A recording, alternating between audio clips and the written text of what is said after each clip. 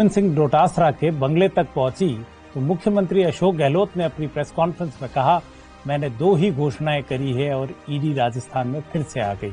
मैं और 5 घोषणाएं कल करूंगा। और कुछ ऐसा ही हुआ। कल मुख्यमंत्री ने 7 गारंटियां दी कांग्रेस की। वो गारंटियां क्या है, जरा देखते हैं।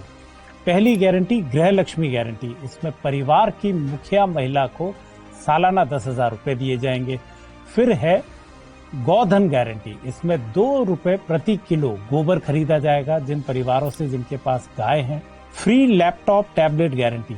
सरकारी कॉलेज में फर्स्ट ईयर में जो स्टूडेंट दाखिला लेंगे उनको लैपटॉप या टैबलेट फ्री दिया जाएगा। चिरंजीवी आपदा राहत बीमा गारंटी। इसमें 15 लाख तक का बीमा है। अंग्रेजी माध्यम शिक्षा गारंटी। हर विद्यार्थी को अंग्रेजी शिक्षा देने की गारंटी है। राजस्थान के 1 करोड़ से ज्यादा परिवारों को 500 रुपए में गैस सिलेंडर देने की गारंटी। और सरकारी कर्मचारियों के लिए ओपीएस कानून लाया जाएगा, ओपीएस गारंटी। दोस्तों, जिस तरह ये गारंटियां दी गई, जरा इन गारंटीज को भी देख लेते हैं। जो पहली गारंटी है वो कर्नाटका में कांग्रेस सरकार दे चुकी, उसी को यहाँ रिपीट कर लिया गया। गोधन गारंटी छत्तीसगढ़ में भूपेश बघेल दे चुके, उससे यहाँ रिपीट कर लिया गया। टैबलेट वाली जो स्कीम है ये कोई नई स्कीम नहीं, वसुंधरा राजे ने भी टैबलेट बांटे हैं, ये सरकार भी ऐसा वादा पहले कर चुकी है। ये एक और रिपीटेटिव गारंटी आ गई। चिरंजीवी आपदा राहत गारंटी। अगर आपदा में किसी की मृत्यु या कुछ हानि हो जाती है तो अभी तक उन्हें मुख्यमंत्री राहत कोष से पैसा मिलता था या सहायता दी जाती थी। तो चिरंजीवी स्कीम को थोड़ा मॉडिफाई करके एक और गारंटी। अंग्रेजी शिक्षा सिलेंडर और ओपीएस, ये तो पहले भी कह चुके हैं, अभी वो स्कूल खुल गए हैं, उन्होंने उसको थोड़ा मॉडिफिकेशन करके कहा कि हम सभी के लिए जारी करेंगे। पर फिर भी अगर देखा जाए तो 7 गारंटी में से 3 गारंटियां इंपोर्ट की हुई, एक थोड़े से बदलाव के साथ चिरंजीवी, और 3 गारंटियां इन्होंने रिपीट कर दी। इसी उम्मीद में कि जिस तरह कैंडिडेट्स रिपीट किए गए हैं, एंटी इनकम्बेंसी उनके अगेंस्ट होने के बावजूद सरकार इन्हीं गारंटियों के साथ उम्मीद कर रही है कि वो कैंडिडेट भी रिपीट हो जाए। ये जो 7 गारंटियां दी है कांग्रेस पार्टी ने, इस पे पंजीकरण कराने के लिए उन्होंने एक नंबर भी दिया है। वो कह रहे हैं इस नंबर पे आप एक मिस्ड कॉल दीजिए, जिससे एक कोड जनरेट होगा जो आपको एसएमएस पे आएगा।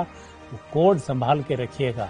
अगर सरकार रिपीट हो गई तो वो कोड आपको ये गारंटी दिलाने में मदद करेगा, ऐसा सरकार का मानना है।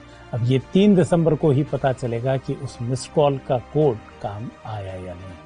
खैर, राजनीति है, आश्वासन गारंटियां दिए जाते हैं। एक और कमाल की बात हुई परसों रात। राजस्थान एकमात्र ऐसी जगह है जहां हनुमान और रावण एक साथ आए हैं, एक ही मंच पे साथ लड़ेंगे, अगेंस्ट नहीं।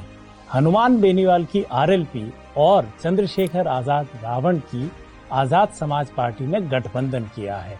वो साथ मैदान में उतरेंगे। हमने कुछ दिन पहले ये भी कहा था कि हनुमान बेनीवाल की पार्टी इस बार 100 सीटों का टारगेट रख रही है जिसपे वो चुनाव लड़ेगी और छोटे क्षत्रपों के साथ गठबंधन करेगी। पहला गठबंधन चंद्रशेखर आजाद की पार्टी के साथ हुआ है। वो ट्राइबल एरियाज में भी गठबंधन की तलाश कर रही है, क्योंकि मेवाड़ इस बार वो क्षेत्र हैं जहां वो अपनी प्रेजेंस दिखाना चाहेंगे। तो हनुमान और रावण का एक गठबंधन कितना कारगर होता है, ये देखने पे सबका इंटरेस्ट रहेगा। साथ ही तीसरे घटक में एक और एंट्री जो है आम आदमी पार्टी, उसने अपने 23 उम्मीदवारों की सूची जारी कर दी है। कोई भी नोटेबल नाम नहीं है ऐसा उस लिस्ट में जो आपको चौंका जाए। उसमें एक एजुकेशनल इंस्टीट्यूट के ओनर हैं, बाबा हैं, तरह तरह का मिक्स है।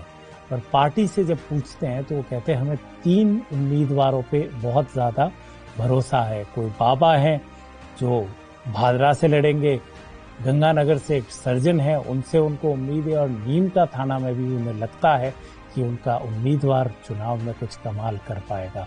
खैर, हर पार्टी इसी आस के साथ चुनाव में उतरती है। परिणाम क्या होगा इसका इंतजार रहेगा। तो दोस्तों, आज के लिए इतना ही। धन्यवाद। हमसे हमेशा जुड़े रहने के लिए हमें सब्सक्राइब करें और बेल आइकन दबाएं।